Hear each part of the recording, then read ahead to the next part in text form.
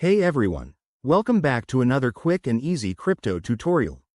Today, we're diving into how to transfer XDC from Ledger Nano X to Trust Wallet in 2025.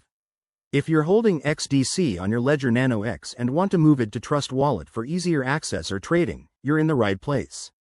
XDC, or Zinfin's digital currency, is a great option for fast, secure transactions, and transferring it between wallets is straightforward once you know the steps. First things first, make sure you have your Ledger Nano X set up and updated to the latest firmware. You'll also need the XDC app installed on your Ledger. Head to the Ledger Live app on your computer to add it if you haven't already. On the Trust Wallet side, download the app on your mobile device if you don't have it, and create or import your wallet.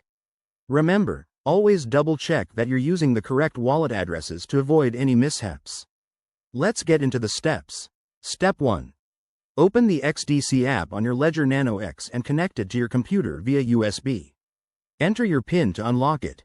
Step 2. In Ledger Live, go to the Accounts section, select your XDC account, and click on Send.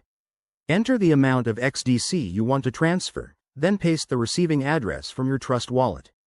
You can get this by opening Trust Wallet, going to the XDC network, and copying the address from your wallet. Step 3. Double-check the details, amount, address, and fees. Then confirm the transaction on your Ledger device by reviewing and approving it on the screen. This adds an extra layer of security.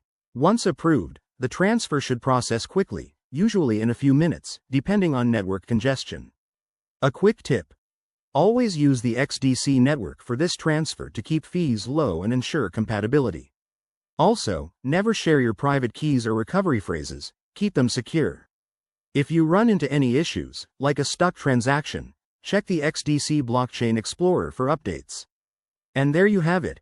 That's how you safely transfer XDC from your Ledger Nano X to Trust Wallet.